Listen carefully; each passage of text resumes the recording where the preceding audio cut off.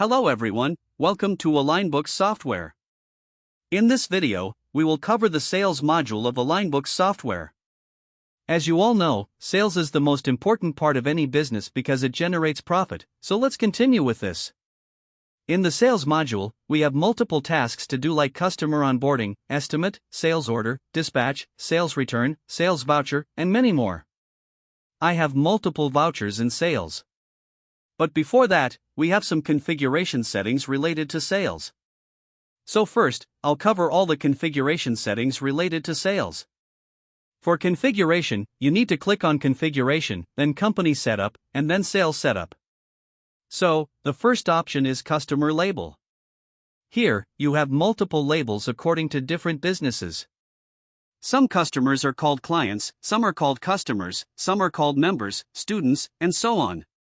According to your business, you can use any label for your customers. The second option is Logistic Details. If you want to mention your logistic details in your sales vouchers, then you will get the Logistics section at the bottom of your sales voucher.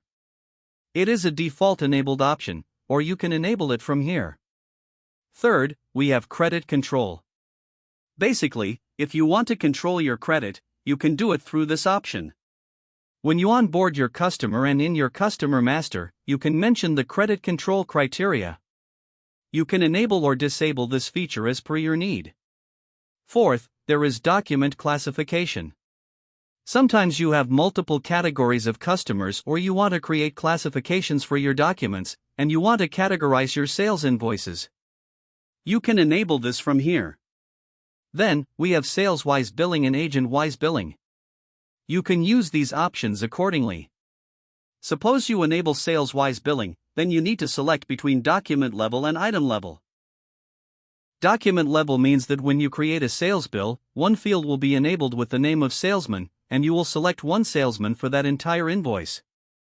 Item level means that when you are creating a sales invoice and selecting items, you will need to select a salesman for each item individually. Next, we have salesman-wise billing. Here, again, you have two options, document level and item level. At document level, the salesman field will be enabled at the time of the sales invoice and you select the salesman for the invoice. At item level, when you select each item, you will select the salesman for that particular item. Similarly, agent-wise billing can be enabled, but this is available only as a single option at the document level, meaning only one agent is selected for the entire sale, and it cannot be done at the item level. You can enable or disable agent-wise billing from here. Then we have tax and rates. This setting controls how the tax calculation is applied in your sales vouchers. It can be inclusive tax, where the tax amount is included in the item price, or exclusive, where tax is added on top of the price, or document-based. Document-based means that when you create a sales invoice, you can choose on the fly whether you want to apply tax calculation inclusive or exclusive, depending on your business needs. You can fix the tax calculation as inclusive or exclusive or leave it flexible with the document-based option. Finally, there is the sales stock posting option, which controls when your stock gets updated. You can choose to post your stock at the time of creating a sales order, at the time of dispatch, or at the time of invoice creation. For example, if you select invoice, stock will be updated when you create the sales invoice. If you select dispatch, stock will be updated at the time of dispatch. Or if you select the first document, stock will be updated at whichever is the first document you create, either the dispatch or the invoice. That covers all the configuration settings related to the sales module. I hope this gives you a complete understanding of how you can set up your sales according to your business requirements. In the next part, we will dive into creating sales invoices, orders, managing receipts, and other features of the sales module. Then, we have the sales return stock posting option, which is similar here. You decide on which level you want to post your stock, whether at the time of sales return, at the time of challan, or at the time of the first document. So, you can select the document accordingly on which tab you want to post your stock.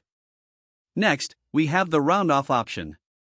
Here, you can select how you want the rounding to happen. It can be once, or to the nearest tenth, or 100th. After that, there is the posting ledger based on text option, which lets you decide whether you want to post your tax ledger based on the voucher or based on the item.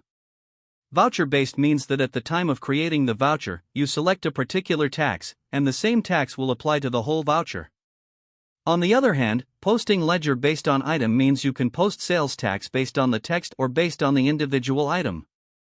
So, you can select the option that best suits your business process. Then, we have the sales rate based on purchase markup. Here, you can mention any percentage markup you want to add on top of the purchase rate, for example, 10% more than the purchase rate. You can enable this option here, and once enabled, you will get to choose how you want to calculate the markup, whether on purchase rate, cost, or MRP. There is also a markup round-off option. Suppose after calculating the markup, your rates have decimals. You can round off those rates here to make them simpler. Next, you have the option to select MRP in sales if the stock has multiple MRPs. For example, if you have purchased a product with 3 different MRPs, through this option you can enable a multiple MRP window at the time of sale. So when you sell that product, all 3 MRPs will be visible, and you can select the correct MRP for that particular sale. After that, we have the sales rate based on parent company option. This comes into play if you are using the parent and child company setup. You can enable this option to show the purchase rate at the time of billing. When enabled, you will see your purchase rates displayed during billing, which helps in better cost tracking. Lastly, there is the last purchase rates in sales option. Here, you can decide where you want to show your last purchase rates, whether in sales only, purchases only, both, or not at all.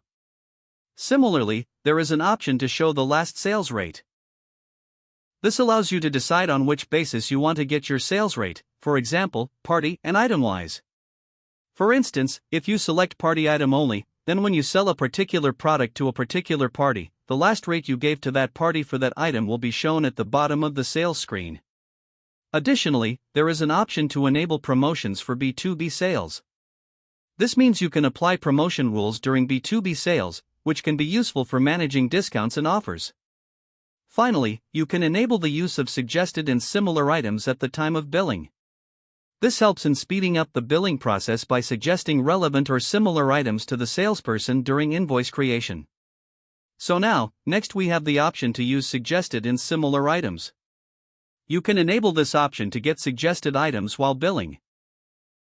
For example, if you are billing for data all, the software will suggest related items like cotton or any similar or complementary products for what you're selling. This helps speed up billing and cross-selling. Then, we have the sales custom field.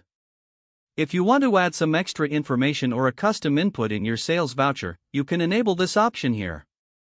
You can mention the field name, and this custom field will appear whenever you create a sales voucher or use any sales module voucher.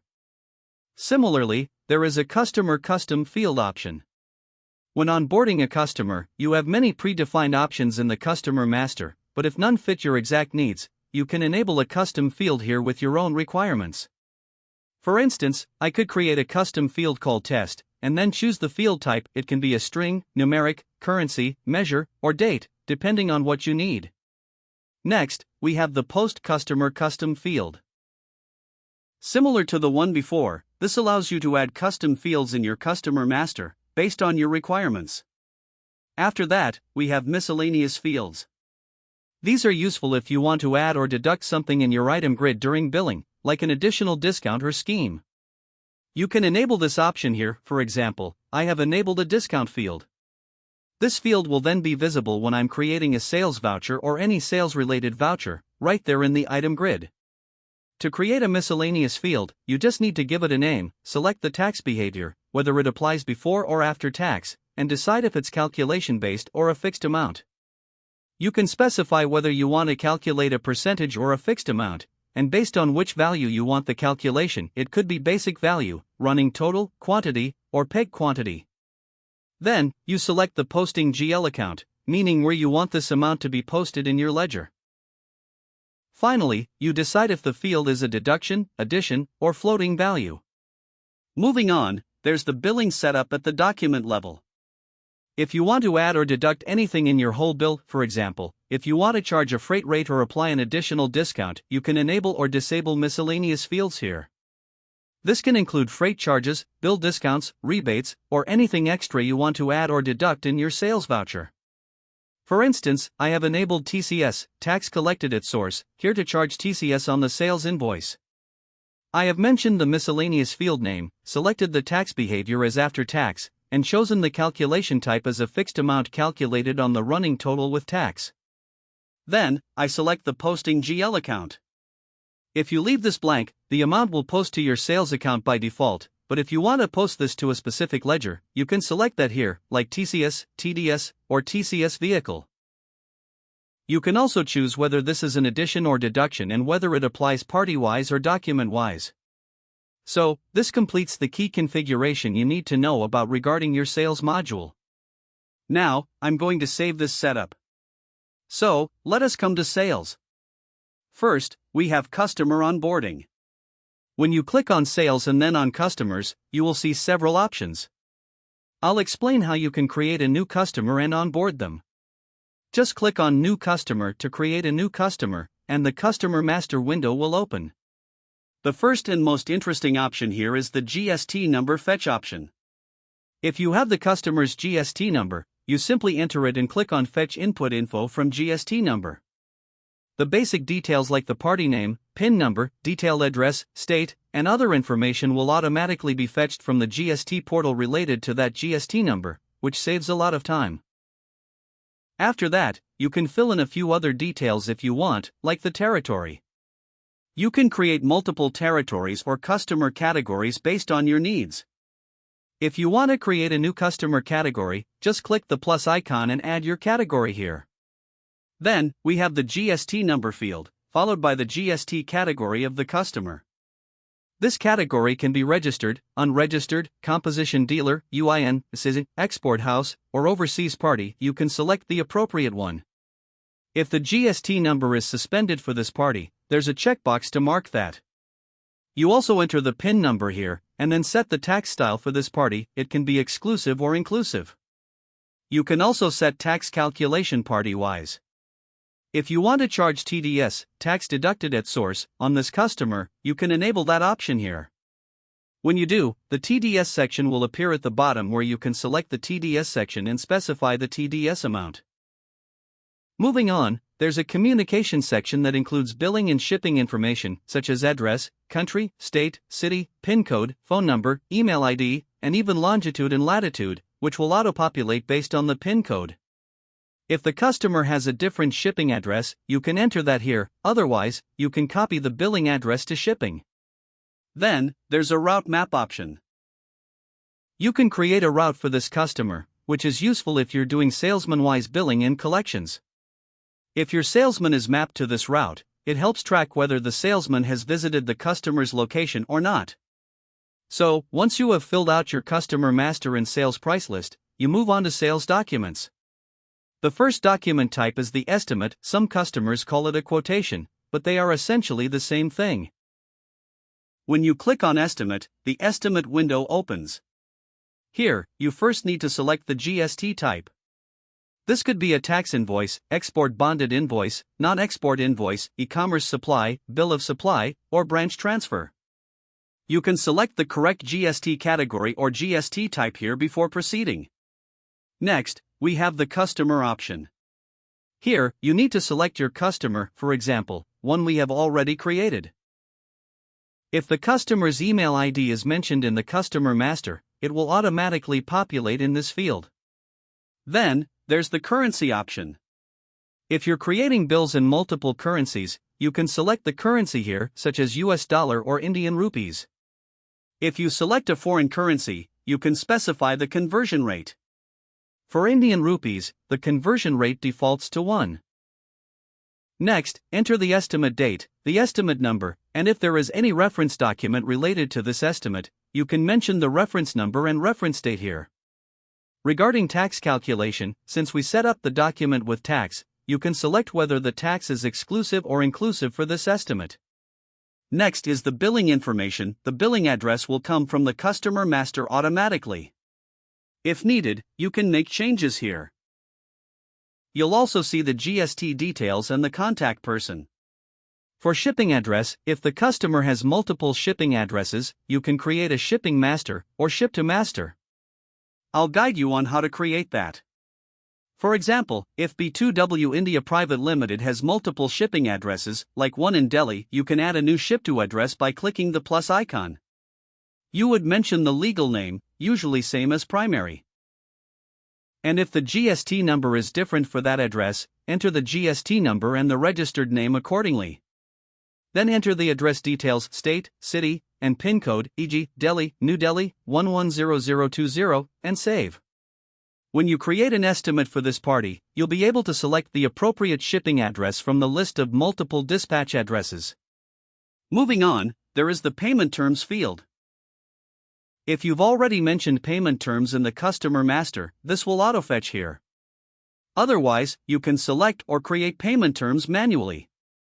For example, I created 15 days payment terms here.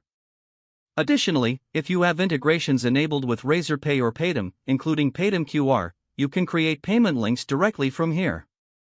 Just select Paytm, and a payment link will generate automatically when you save the estimate. Now, talking about the item grid section. There's a menu with 3 dots. From here you get several options. One useful option is fast billing. You can select a group and category if you have multiple items organized that way. Once you select the group and category, only items under that category will be visible, and you can select items manually from the list.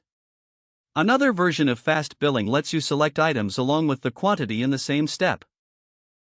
You get a list of items, and you can enter quantities directly next to each item before clicking OK. For example, you can enter 120 for one product, 23 for another, and so on. When you use this method, the selected items along with the quantities will load into the item grid directly. The main difference between the two fast billing options is, when selecting items via the first option, the default quantity added is 1 for each item. When selecting items via the quantity list option, the quantities you specify will be used. Finally, there's an option to copy grid data and paste copied grid data, which helps when you want to reuse or transfer item information quickly. Suppose you have created an estimate with 400 items and want to create the same estimate again next month for the same customer. What you need to do is go to the invoice section and click on the option to open a new estimate. Then, you can use the copy data feature from the previous estimate, and all the existing items will be pasted into the new estimate automatically. After that, you just need to update the basic details like the customer name, estimate date, and estimate number. This way, you can create the new estimate in just a few seconds without entering all the items manually again. When you are selecting items in the estimate voucher, you can pick them manually from the item grid. For example, you might select items like AlignBooks user or AlignBooks additional location. You can choose the item unit from a drop-down list. If the unit is different than usual, just click on the unit column and select the correct one. Then, enter the quantity you want for each item. After that, you can put the rate, and the amount will be calculated automatically by multiplying the rate in quantity. If there's a discount, you can enter it in the discount column either as a percentage like 5%, and the discounted amount will be calculated automatically. There are also additional columns you can use depending on your needs. For instance, you can change the tax code while creating the bill, enter the sales rate, or add the MRP in the respective columns. If at any point you want to modify an item while billing, simply click on the magnifying glass icon next to the item, then click the pencil symbol. This will take you to the item master page where you can make the necessary changes. After saving, the updates will reflect in your estimate. Sometimes you might want to add extra information or remarks for an item. For that, you can click on the attribute button beside the item, where you can enter additional details or any specific remarks. Once done, just click OK to save. Regarding how the item grid looks and works, there are 3 main options to customize it. You can save your current grid setup with the Save Grid Configuration option. If you want to choose which columns to show, you can use the column chooser to select the ones you want, like rate or tax code. Then, if you want to apply a standard layout, you can click on Set Default Grid and the system will apply the standard item grid automatically. Alternatively, you can customize the columns first with the chooser and save your customized layout as the default. Now, let's talk about how you can create and manage the sales rate column in your item grid. First, you can search for the sales rate column option and simply drag it into your item grid to add it. If there's a column you don't want to see anymore, just select that column and drag it back into the column chooser area. This way, you can easily add or remove any columns in the item grid, and the changes you make here will apply across all vouchers. So, if you want to customize your item grid layout for sales, estimates, or invoices, you can do it all from this place. After you make any additions or removals, don't forget to click on the Save Grid Configuration option. This will save your modified grid layout for future use, so you don't have to redo the setup every time. Next, there's a plus symbol option that lets you add more lines to your item grid. For example, if you currently have 11 lines but need to add more for extra items, just click the plus button to add new lines. This makes it easy to expand your estimate or invoice as needed. There's also another plus symbol option that works like a zoom in for your selected item. When you click it, you get a detailed view where you can add or reduce item quantities and see all relevant information about that item. It's like getting a quick snapshot or deeper look at your item details. If you want to add remarks for your estimate, you can click on the Remark section. By default, a standard remark will appear, but you can remove it and type your own personalized remarks if needed. This helps you communicate any special notes or instructions clearly. If you have any attachments related to the estimate, just click on the Select File button and upload the file. Keep in mind that the file size should be 2 MB or less to upload successfully.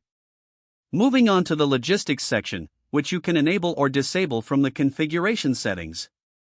Once enabled, the Logistics section will appear at the bottom of your estimate. Here, you can enter details about your shipment, like the destination where you're sending your goods. You can also select the shipping mode, whether it's by buyer, sea, post, road, or train, depending on how you are sending the goods. If you're using a transporter, you can create a transporter master by entering the transporter's name, GST number, and website URL if available. If the website URL is not available, just the GST number and name will be enough. Then, you can enter the shipping company's address and add a tracking number if you have one, which can help track your shipment related to the estimate. You'll also find fields to enter the shipping date and any shipping charges. These charges are only for visibility and do not affect your accounting records. Additionally, you can enter the vehicle number, vessel number, and select the charge type, whether the charges are paid or to be paid, and whether it's a self-vehicle or transporter. There's also a field for the document number related to shipping, as well as port of loading and port of discharge details. You can specify the number of packs and the total weight of the items being shipped. Finally, if you want to reuse the same logistics details as in your last estimate, you can just click on Fetch from Last Bill and all the saved information from your previous estimate will be filled automatically, saving you time. So next, we come to the subtotal and grand total part of the estimate. Here, you'll see the item value, which is basically the rate multiplied by the quantity. Then, the discounts come into play. You have the basic discount, party discount, and party brand discount. Like I mentioned before, these discounts can be entered in their respective fields for party discount and party brand discount, so you can apply any special pricing or offers related to the customer or brand. After that, you get the taxable value and the tax amount calculated automatically. If there's a cess applicable, you can enter that amount as well. If you have any bill level discount, that will also show up here. Then, if you need to charge TCS, tax collected at source, you can do that in this section. If there are any freight charges, you can mention them here, but keep in mind these charges are only for display and won't affect your accounting totals. Lastly, there's an auto round-off feature, which you can enable or disable from the configuration settings under Sales Setup. This will round off the final amount automatically based on your preferences. Now, talking about some common options available across all vouchers in the sales module, you have Open, Delete, Copy, Cancel, and Restore. If you want to check your previous estimates, just click on Open. It will ask if you want to discard current changes, click Yes, and then you can filter your past estimates by date or other criteria. This Open option is super useful because it's available on all types of sales and purchase documents, so you can easily pull up any old voucher or estimate whenever needed. If you want to delete a voucher, click on Delete. But before deleting, you need to mention a remark explaining why you want to delete it, like duplicate estimate or something similar. After you add the remark, confirm the deletion. This keeps things clear and traceable. Then, there's the copy option, which is a big time saver. Suppose you want to create the same estimate you made last month or a few weeks ago. You just click copy, apply the filters to find that estimate, select it, and all the data from that estimate will be copied into a new one with a fresh estimate number.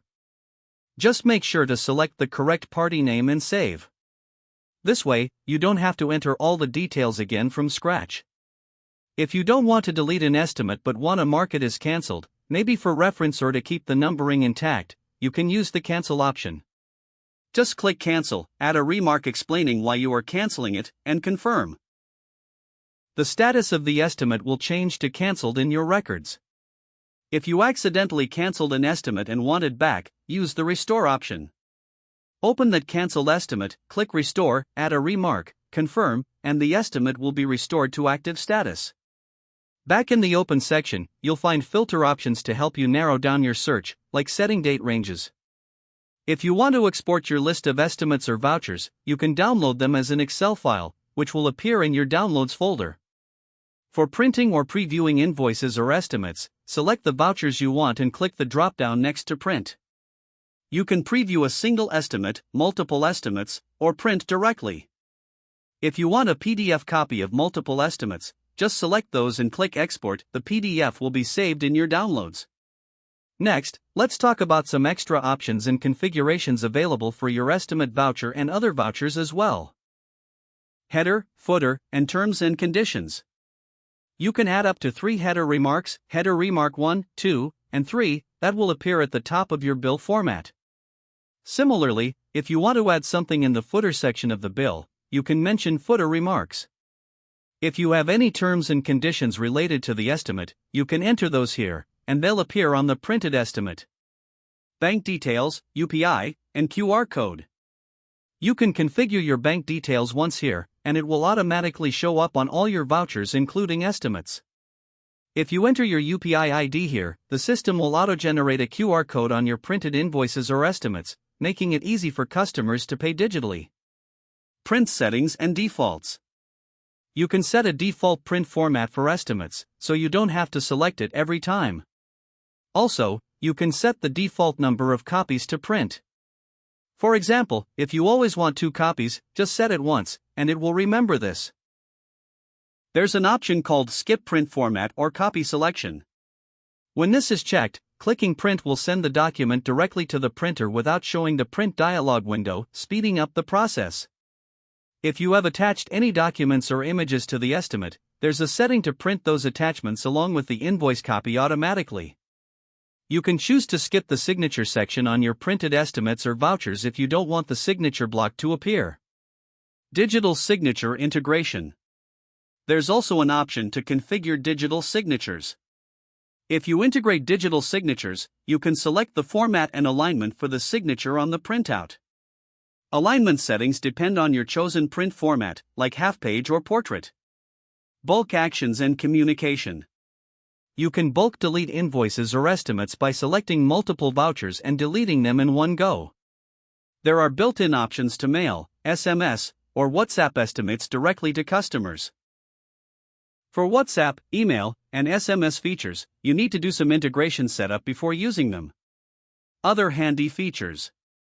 There's a calculator tool available within the voucher screen, so you can quickly calculate amounts without leaving the page. The help option takes you directly to detailed documentation related to the voucher or invoice you're working on. If you're ever unsure how to use any feature, just click Help to get step-by-step guidance. The configuration option lets you customize voucher settings, and it's available in all voucher types, not just estimates. So, in all vouchers, you basically have 4 main things to keep in mind, like the journal number, notifications, approvals, and this thing called the pen document. Now, the pen document is a really handy feature because it lets you pull in information from other documents you've already created, so you don't have to keep typing the same details over and over again. For example, if you've made a purchase order and you want to pull that into your purchase bill, or if you've created an estimate and sent it to your customer, and they've approved it, then when you go to make a sales order or a dispatch, you can just use this pen document option to bring all that info in directly. So, when you're creating something like a sales order, you can click on this pen document button, and it'll let you select the earlier document, like the approved estimate. This means you don't have to create the sales order manually by re-entering every item or rate. It just pulls everything from the original estimate. It's super convenient and saves a lot of time. There's also an option here that says, do not allow quantity more than the pen document. This one's useful if you want to control the quantity strictly. Like, say your estimate says 10 units, and you want to make sure nobody accidentally adds more than that when creating the sales order. If you check this box, the person creating the sales order can't add or reduce quantities, they have to stick exactly to what's in the estimate. But this is optional, so if you want to be flexible and allow changes, you can just leave it unchecked. Then, you've got these different ways to pull data from the parent document. There are 4 main choices. The first one is called line item quantity based, which means only the list of items with their quantities gets copied over, but not the extra details like remarks or header information. Then there's full document, which pulls everything. All the details, logistics info, remarks, custom fields, and so on. If you want just the items plus the top header info, there's an option for that 2-line item quantity based with top header. And finally, there's full document for scan, which is more for scanning purposes but pulls everything too. One other useful feature is the auto expiry days for the parent document. Basically, if you don't want to see all the estimates or related documents you ever made, maybe because there are hundreds, you can limit the pull from window to, say, the last 30 days. That way, when you're trying to pull an estimate into a sales order, only the ones created in the last 30 days show up, making it easier to find what you want. So, just to wrap it up, the whole idea is that you create your initial documents like estimates or purchase orders, get approvals if needed, and then when you move forward in the process, instead of retyping everything, you just pull the info directly from those earlier documents using the pen document option. You can control how strict the quantities are and decide exactly what details to bring over, and you can keep the pull list manageable with the expiry days feature. It really streamlines the whole workflow and reduces chances of mistakes. And then, moving on, we have this thing called rate preference. So, here, you get 2 options for choosing the rates in your documents when you're creating them from a parent document. The first option is Parent Document, and the second is Rate Engine. Now, the Rate Engine means that the rates come from the item master, basically, the rates you've set up in your item master data. So, if you select Rate Engine and you pull an estimate into your sales order, the system will fetch the rates directly from the item master, no matter what rate you mentioned in the estimate. On the other hand, if you choose Parent Document, it doesn't matter what rates are in the item master, the rates from the parent document, like the estimate, will be picked up exactly as they are and used in your sales order. That's basically what the rate preference option is all about, deciding where the rates should come from when you're pulling data from earlier documents. Next, we have a filter option if you want to skip certain locations in the pull from window. So, suppose you have, like, 10 different branches or locations, but you only want to pull data from maybe 2 or 3 specific branches. You can apply that filter here, and the pull from window will only show documents from those selected locations. Then, there's the item allowed type. This lets you choose which kinds of items can be used in your sales order. For example, you might want only finished goods to be visible, or maybe just raw materials, or consumable items, or all items. You can select whatever fits your business needs. After that, we have the Validate Unique Reference Number option. So, every voucher gets a reference number, right? This setting helps you control how those reference numbers are validated. You can choose from a few modes: overall, party-wise, branch-wise, or not required. If you pick overall, it means every reference number has to be unique across the entire software, no duplicates anywhere. If you choose party-wise, the same reference number can't be repeated for the same party, but it can be reused for different parties. Similarly, branch-wise means the reference number can't be duplicated in the same branch but can be used in different branches. And if you don't want any validation, just choose Not Required. Next up is the Item List option. Here, you can filter which items show up in your list. There are three ways to filter. First, showing all items. Second, showing items along with their balance quantity, though if you change this, you'll need to refresh the section to see updates. And third, showing only items that have a positive balance, so you only see stock you actually have.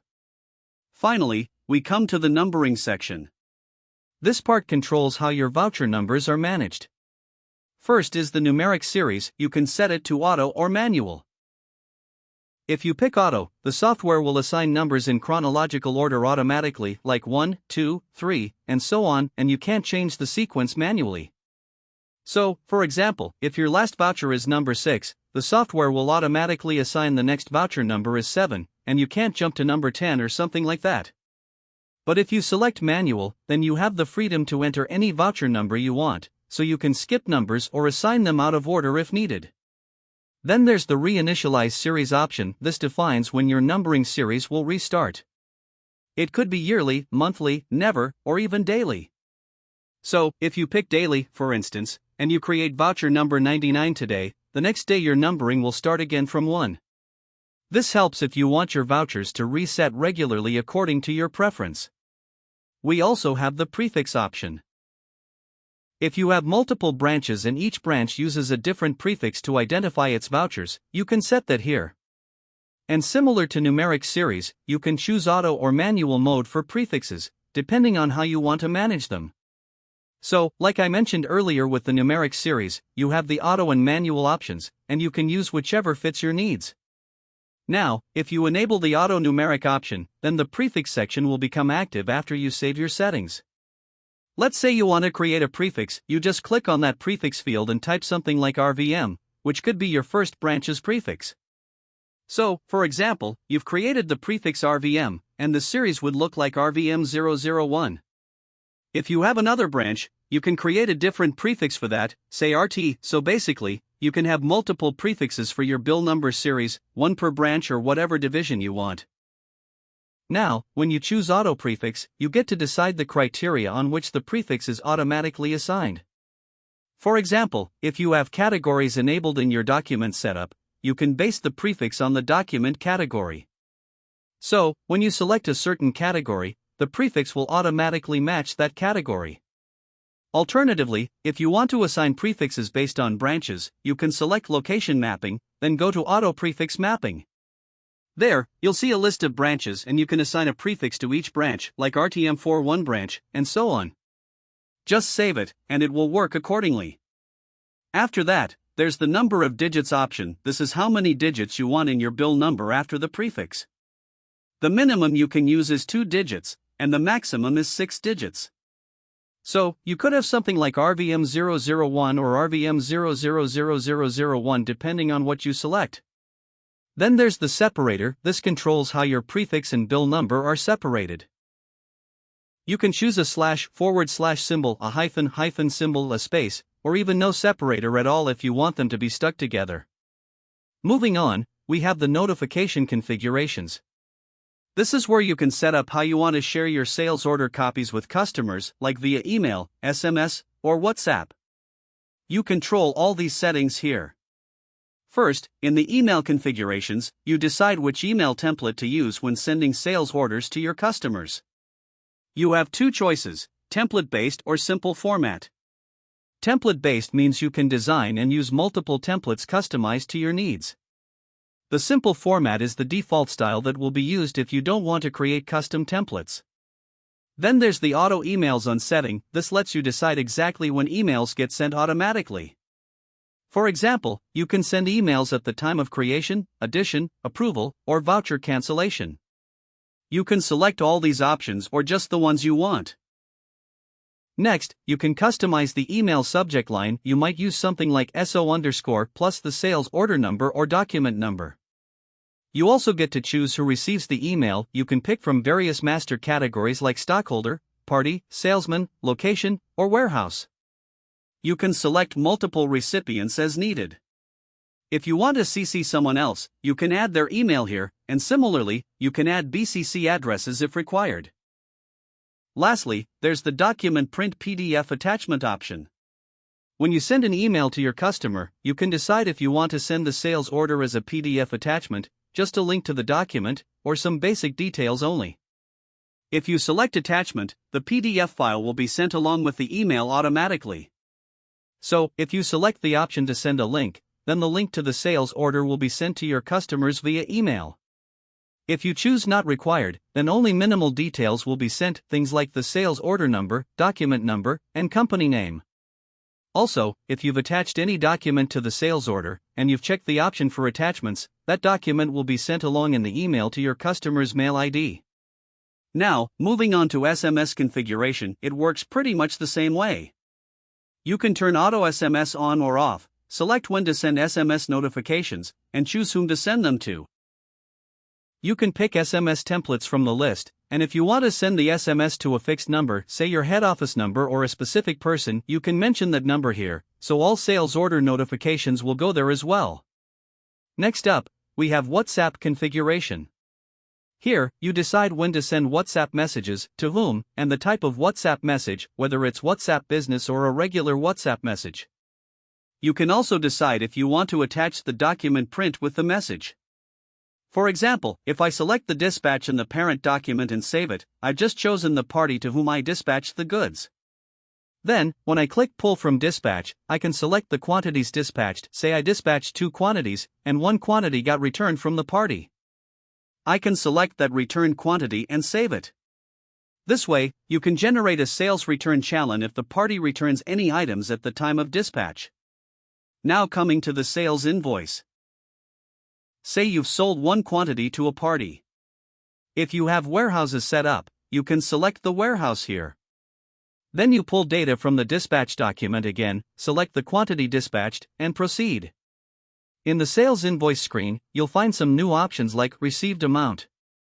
If you've received any advance payment while creating the invoice, you can enter that amount here. Also, you select which cash or bank account you received this amount in. For example, if the total bill is $50,000, and you've received $5,000 as advance payment, you enter $5,000 here, the remaining $45,000 will be your credit sale. If you want, you can create AMIs, automated monthly installments, for the remaining amount. Suppose you've already taken $5,000 in your UPI account as a down payment, and the rest $45,000 you want to collect in installments. You can set the number of AMIs, say 6 installments, and choose the start date, maybe today. Then just click Generate AMI.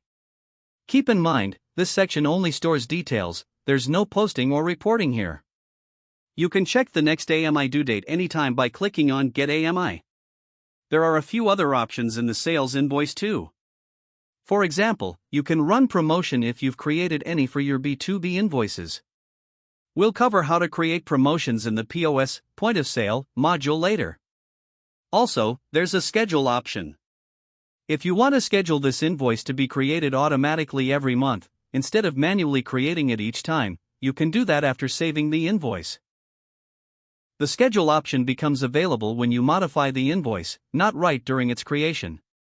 Finally, if you don't want to create sales bills manually one by one, and you have multiple sales bills ready, you can import them all at once from Excel.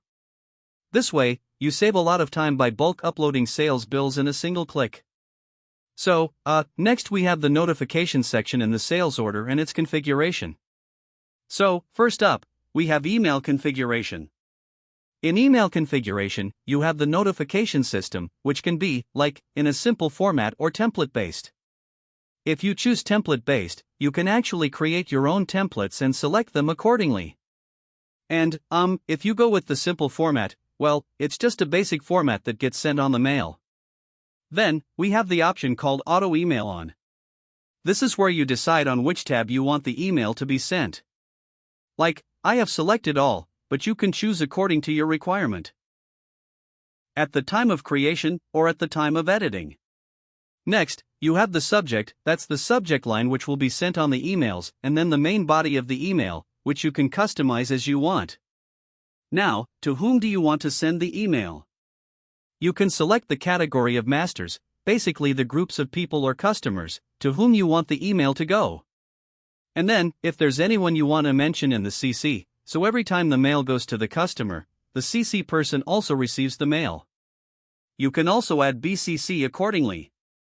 And if you want to get an attachment of your attached document, you can choose the attachment option here. If you want a link of your sales order included, you can select the link option, or choose not required if you don't want it. And if you want the email to also send the attached document, you can select that option and check the box for the attachment. Moving on, then we have the SMS option, which works similarly. You have auto SMS on or off, and then you decide to whom you want to send the SMS, and you can pick the templates from default options available. Also, you can mention a fixed number here, like, say, a CC number, where every time an SMS goes out, this number also receives the notification. This can be useful if you want your head office or a specific person to always get sales order notifications. Next up, we have the WhatsApp configuration, which is pretty much the same. You can enable auto WhatsApp on, select the time you want to send the message, and choose who to send it to. Then you decide between WhatsApp Web or WhatsApp Business for sending. You can create your own message templates here too. There's also an option to attach the document print, meaning a PDF of the sales order, with the message. So, if you check that box, the PDF will be sent along with your WhatsApp message. Now, moving on to the approval section. First, let me explain what approval configuration means. So, when you're running a business, you usually have multiple people involved, some employees, some managers, and some higher authorities. With this setup, you don't want just anyone to approve important documents like invoices or sales orders. So, what you can do is configure approvals, meaning that when a user creates a sales order or sales invoice, it first goes to an assigned approval person's login for review. That approval person reviews and approves the document, and only then will the sales invoice be posted in your accounts or inventory system. So, basically, approval configuration helps you control who can finalize and post these important documents, keeping your business process secure and accurate. Alright, so now, we have three methods of approval configuration. First, there's the one-level approval or one-level workflow. Here, you can set up just one user who will be responsible for all approvals. So, all documents that need approval will show up in that user's login. And, just in case that user is unavailable to approve the document, you can set up one alternative user. This person can approve in place of the primary user whenever needed. Then, there's the two-level approval method. In this one, you can specify two users and also two alternative users. So, basically, it adds another layer of approval, maybe for higher control or for different kinds of documents. And third, we have the workflow configuration, which is more flexible and powerful. You can create your own custom workflow based on different conditions. For example, you can set it so that any bill amount up to 50,000 goes for approval to person X. And any bill amount above 1 lakh or 1.5 lakh goes for approval to person Y. So, yeah, you can build a full approval matrix that fits your business process exactly. So, that's basically the overview of approval configuration. Now, let's continue with our sales order process. I'm pulling the sales order from an estimate here. First, select the party. I've created an estimate for B2W India, for example. Then, just click on Pull from Estimate, select the estimate you want, and save it. Next, we have the dispatch part. Suppose it's time to dispatch your goods. Say you created a sales order for 100 quantities.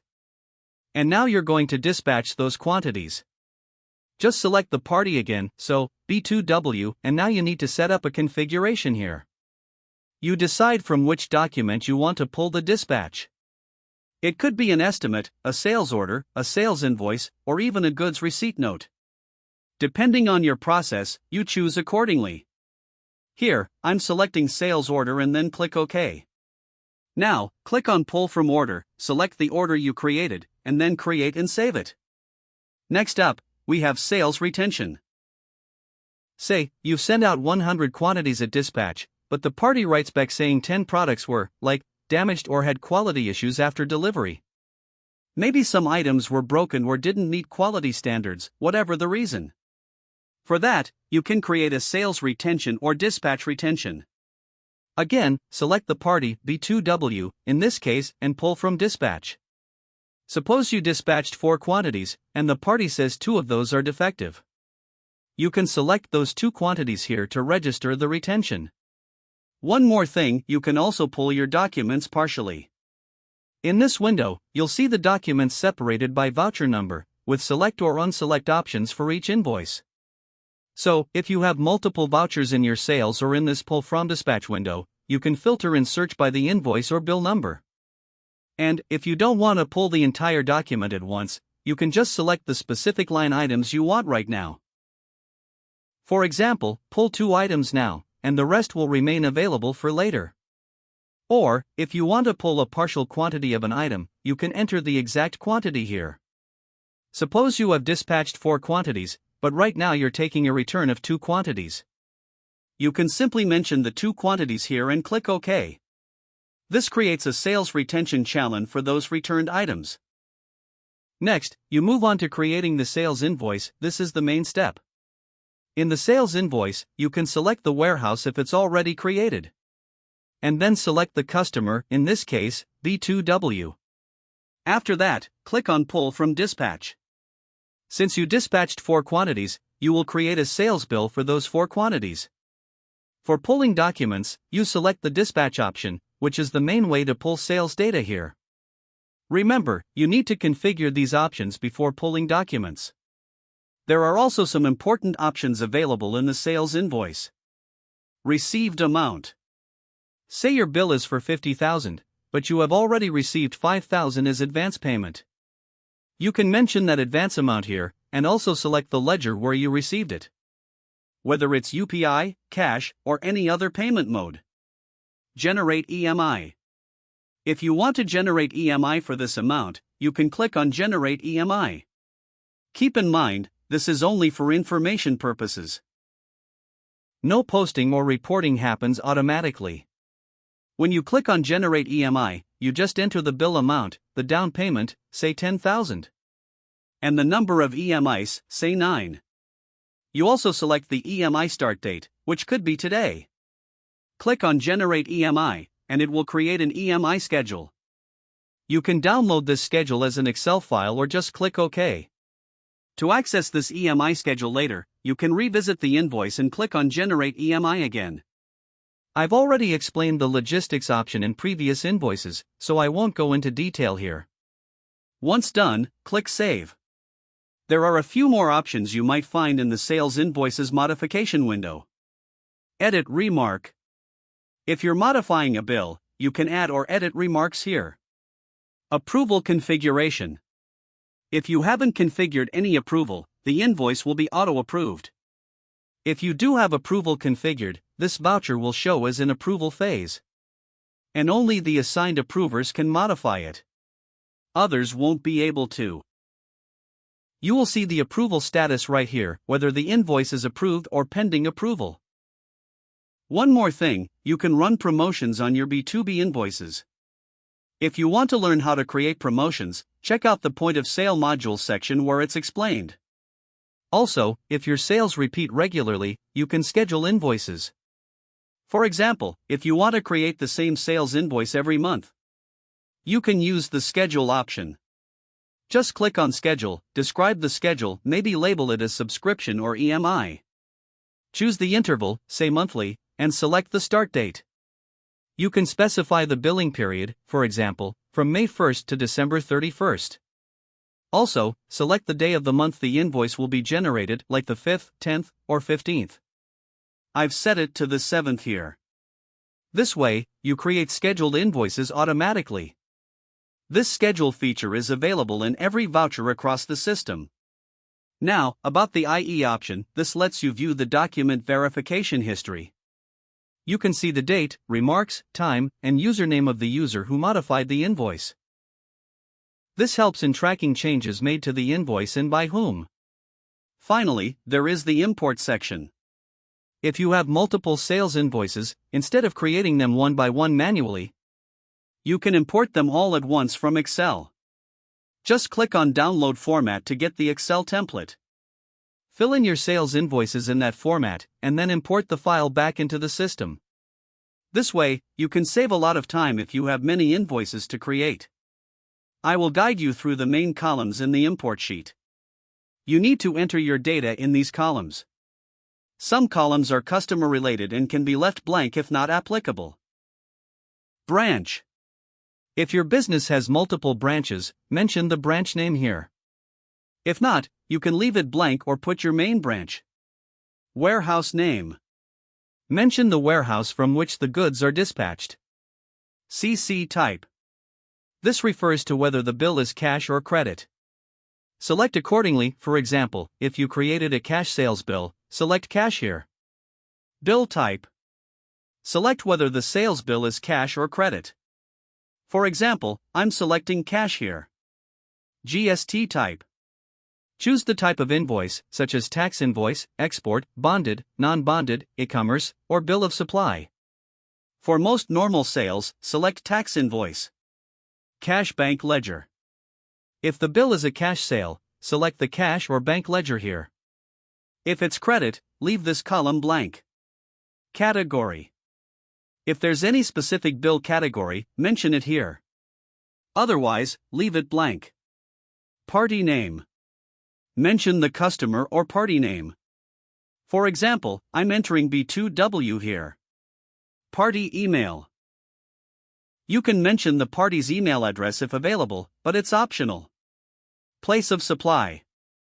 This will generally be auto-picked from the customer master, but if needed, you can enter it here manually. Currency code. If the bill is in a different currency, multi-currency billing, mention the currency code here, e.g., USD, Euro. Salesman. If a salesman is assigned to the sale, mention the salesman's name here. Prefix. If you have created any prefix for your bill numbers, enter it here.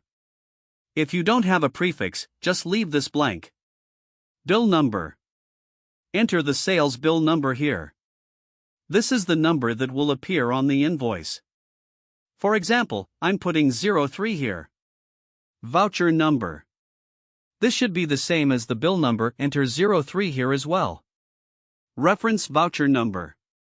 If there is any related reference voucher, mention it here, otherwise, leave it blank. Voucher date. Enter the invoice date. For example, today's date is 24-04, April 24th. Reference date.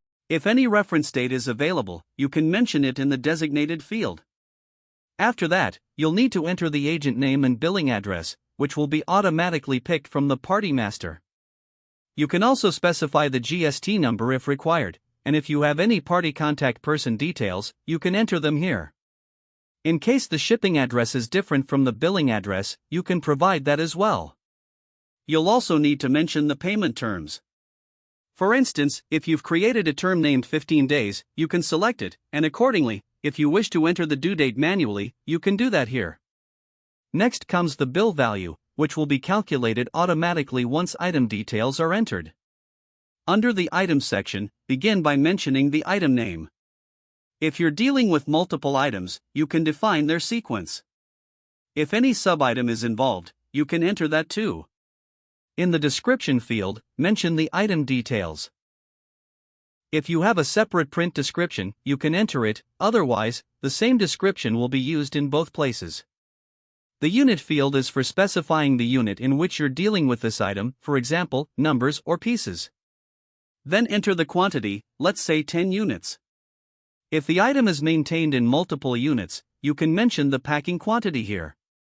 The rate per item will be entered in the rate field. Suppose it's 10,000, the amount will be calculated as rate multiplied by quantity. Now, enter the applicable tax.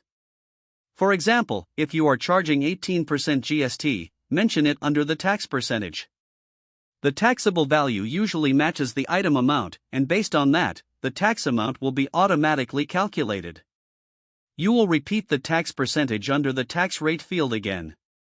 If you've enabled any miscellaneous fields in configuration like miscellaneous 1, 2, or 3, and if those rates or values are applicable, you can mention them accordingly. These fields help capture any additional information required at the item level. Once all these details are filled correctly in Excel, you can save the file and upload it into AlignBooks using the Sales Order Import option. This is a quick and efficient way to create multiple orders at once without entering them manually. Next, we have the sales credit note and sales debit note. Let's first understand the difference between a sales return and a sales credit note. If you do not want to affect your inventory, but only want to reflect the adjustment in your customer's account or ledger, then you should create a sales credit note. However, if the goods are actually returning to your inventory, and you need to reflect that, then you should use the sales return option. Now, when do you use a sales credit note? If you're giving a refund or a discount to your customer against damaged goods, or if the original invoice was overvalued due to an error, you can issue a sales credit note. On the other hand, if the invoice was undervalued, or you forgot to add charges such as freight or service charges, you should create a sales debit note. Let's look at the process. The voucher screen for both credit note and debit note is the same. First, select the party, for example, by the way. Then fill in the other fields, including the against bill number and bill date. Suppose you're giving a discount to by the way. You can create a new item under services. Name it discount, mention quantity as 1, and set the amount as 1000 Indian rupees. Also, mention the reference number for which this credit note is being issued. You can input a random reference number here for now. Similarly, you can follow the same steps to create a sales debit note. With this, we've now covered the complete sales process from estimate to sales order, dispatch, sales invoice, credit note, debit note, and sales return. Now let's move to the next part, payment receipt. To record the amount received from your customer, go to Receipt/Payment under the Sales menu. A new voucher window will appear. Let's go through the fields. First, select the voucher date. Then select the party, let's say again, by the way.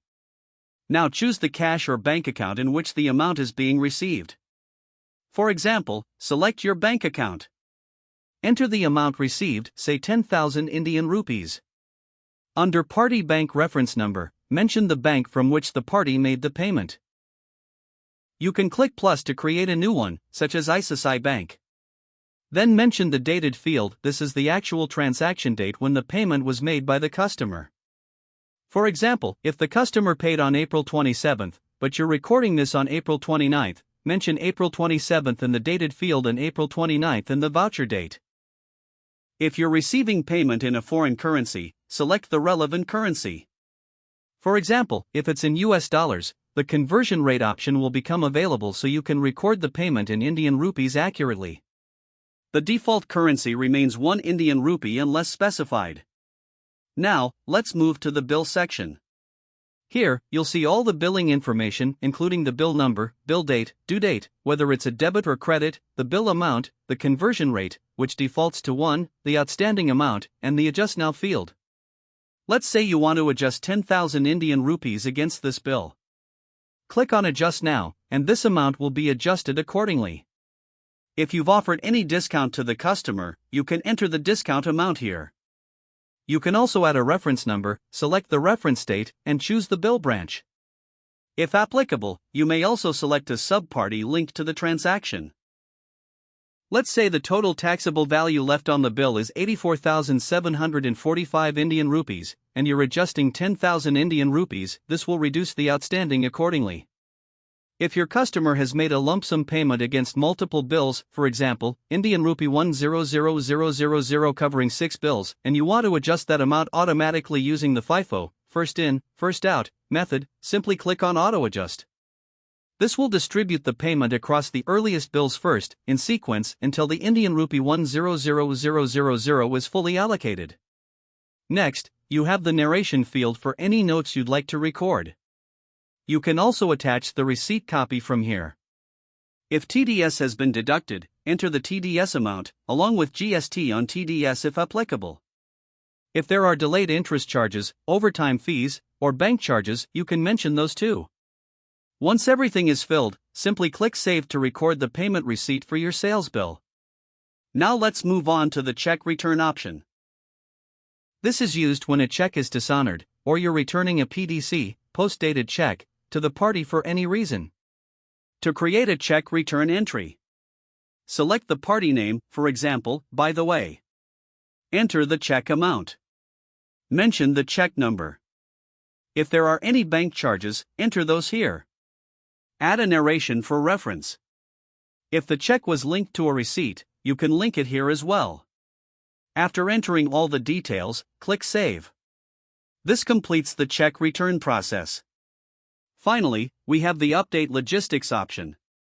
This feature allows you to update logistics details across all vouchers from a single window, making your workflow faster and more efficient. As previously discussed, you can use this section to edit and update shipping or logistic details without having to open each voucher individually. Let's now look at how you can update logistics details for all vouchers from a single window. If you want to update, for example, the vehicle number across 10 dispatch documents, you can do it in one go from here. Simply select Dispatch, then click OK. In this case, I have only one dispatch record, so it shows just one. Once selected, you can enter or update. Shipping document number, vehicle number, shipping charges, shipping company name, GST number, IRN number, acknowledgement number, e-way bill number. This is a useful feature to bulk update logistics details without opening each voucher one by one. Now let's move to the Target module. There are two parts here: Target allocation, Target evaluation, Target allocation. This feature allows you to set targets for your sales team or agents. To begin, create a target template. For example, I'm creating one with the name test. If the same target applies to all, check Common for all. If the target is branch specific, enable that option. Next, select who the target is for. It could be salesman, agent, customer/party. I'll proceed by selecting salesman. You can also define the basis of the target, whether it's based on overall sales, specific items, item groups, brands. Let's select overall. Then, specify the target type: quantity, pack quantity, gross pack quantity, bill amount, tax value. For example, if you select quantity, you might set a target of 1,000 units per month. I'll go with bill amount in this example.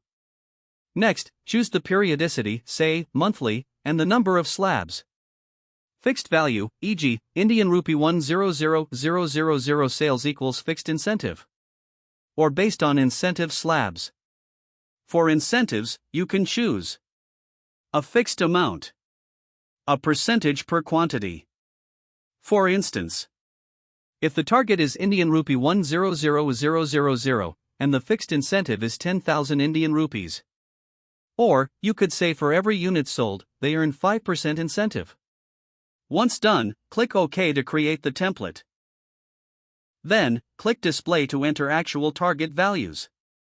You'll now see month-wise columns to enter targets and incentives. For example, in May, Indian rupee 100,000 target equals 200 Indian rupees incentive. After updating, save the target sheet. Target evaluation. To evaluate how well your team has performed, select the template. Select the period. Click Display. You'll see actual sales against targets. For example, Salesman Raj has a target of Indian rupee 100,000, but he achieved 8,474 Indian rupees in April. Since the target wasn't met, no incentive is awarded yet. This helps you track performance and incentive eligibility in real time. Finally, we have the bulk dispatch and invoice section. If you need to dispatch in bulk from sales orders, or create invoices in bulk, you can use the options: bulk sales invoice from order, bulk sales invoice from dispatch. This module helps you process multiple transactions together, saving time and ensuring consistency in documentation. Next we have bulk sales invoice from order. I'm selecting the party, let's say BTW, and choosing the period as the current month. Here, you can see the sales orders I've already created. To convert these into sales invoices, simply click on Sales. Before saving, the system will ask for two details: the date you want the transaction saved on, the warehouse where this transaction should be recorded. I'll choose today's date, and just like that, all 3 sales orders are converted into sales invoices. Similarly, you can use other bulk options like bulk dispatch from order, bulk sales from order, bulk sales invoice from dispatch. Now, let's look at pull PO from other companies. If you manage multiple companies, this feature allows you to pull sales orders from another company and treat them as purchase orders in the current company. Once selected, you'll see the codes of other companies listed here. Choose the period and date, and the SOs will be visible for conversion. It's a seamless way to manage intercompany transactions. Next, we have timesheet-based billing. This is just a brief overview. A detailed explanation will be covered in the HR module video. Here's how it works. You log the hours spent on various tasks in the items section, along with the hourly rate for each task. The system calculates the total amount, and you can apply taxes as needed. This feature is great for service-based businesses billing by the hour. And finally, let's move to the e-commerce section. There are 2 main options here: Shopify orders, e-commerce marketplace payments. Let's start with Shopify orders. If your Shopify website is integrated with AlignBooks, you can directly pull orders into the system. These can then be processed into POS invoices, packed, and dispatched from this screen. For this integration, you'll need your Shopify store name and basic shop details. When you're ready, our team can assist you with the setup. Once integrated, go to Download Order from eShop. Select your store name and period. Click OK to download your orders. Once the orders are fetched, you can select the ones you've received in your Shopify store and convert them into orders inside AlignBooks. You can select them one by one and convert them into regular sales orders in the software. If required, you also have the option to delete any selected order. Alternatively, if you want to generate a POS invoice directly from the order, you can click on the relevant option, choose the period, select the country for which the invoice is to be generated, and then click OK. This will convert your POS orders into POS invoices. Now, regarding eShop hosting, the system currently supports orders from Shopify, WooCommerce, and Easy Ecom. These platforms are listed under the e-commerce section in AlignBooks. For configuration, you need to click on Configuration, scroll down, and you'll find the Shopify integration option. Just click on Register now, enter your shop details along with a few other necessary fields, and complete the registration process. This is the complete process of pulling your Shopify or e-commerce orders into the AlignBooks software. And with this, we conclude the sales module. We hope you now have a clear understanding of each option and document within this section. Thank you for watching, and thank you for choosing AlignBooks as your accounting solution.